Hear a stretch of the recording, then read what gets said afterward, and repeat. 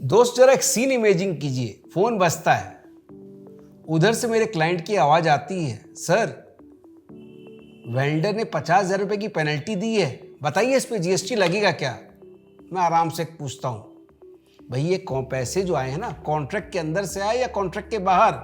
Client चौंक कर कहता है, अरे भाई पैसा तो पैसा होता है, अंदर बाहर क्या होता है।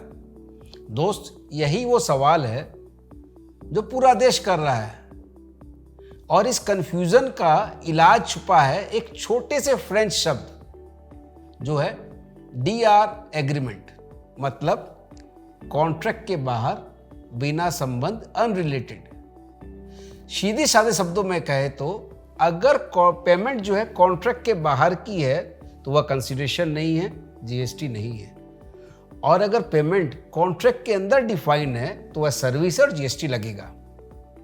तो चलिए अब इसे एग्जांपल देके बात करते हैं। बिल्डर ने आपको फ्लैट का पोजीशन 6 महीने लेट दिया और कंपनसेशन के रूप में दिए 3 लाख रुपए।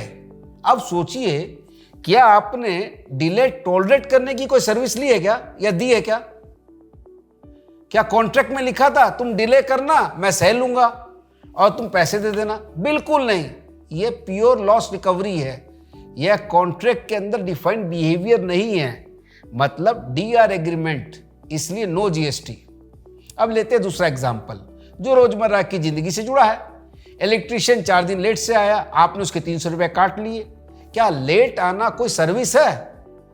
क्या आपने उसकी देरी एक्सेप्ट करने का कोई एग्रीमेंट किया था? बिल्कुल नहीं, यह भी pure breach, pure loss recovery है, यानी डीआर एग्रीमेंट, इसलिए नो जीएसटी। अब एक ऐसा एग्जांपल लेते हैं जिसमें जीएसटी लगता है, और जैसे कि लोन एग्रीमेंट। लोन एग्रीमेंट में साफ साफ लिखा होता है कि अगर लोन का प्री पेमेंट करोगे तो चार्जेस लगेंगे। यहां बैंक एक फैसिलिटी दे रहा है, कस्टमर उसके बदले पैसे दे रहा है, कॉन्ट्रैक्ट में यह सर्विस डिफाइंड है, यानी ये कॉन्ट्रैक्ट के अंदर है, यहां जीएसटी लगेगा, यह डीआर नहीं है। तो अगली बार जब कोई बोले कि पेनल्टी पर जीएसटी लगेगा क्या, तो मुस्कुराकर पूछिए, पहले बताओ ये पैसा कॉन्ट्रैक्ट के अंदर है या कॉन्ट्रैक्ट के बाहर। यही सर्कुलर 178 का असली गेम चेंजर है। और जीएसटी दोस्त की दुनिया में भाई लॉजिक नहीं, लॉ चलता है। मिलते हैं अगले वीडियो में। इस वीडियो को आप लाइक और शेयर जरूर करें और कमेंट करके बताएं कि डीआर एग्रीमेंट से कभी आपका पाला पड़ा है या नहीं। नमस्कार।